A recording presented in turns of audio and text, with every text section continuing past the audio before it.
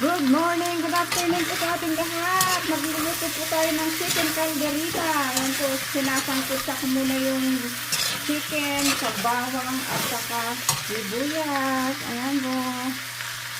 Lagyan po natin siya ng kunting patis. Ang palasa sa chicken.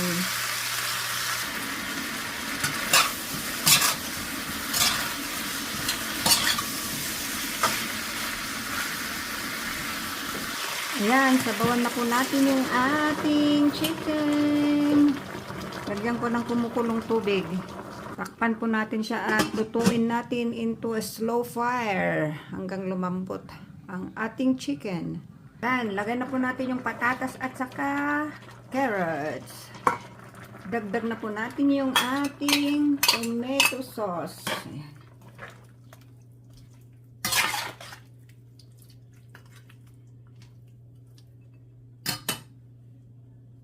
Yung chickpeas na rin mga kakabsat, mga idol.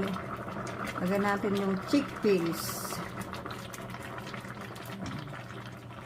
Ito po. Luto na po yung carrots at saka potato, kaya dagdag na natin tong bell pepper natin.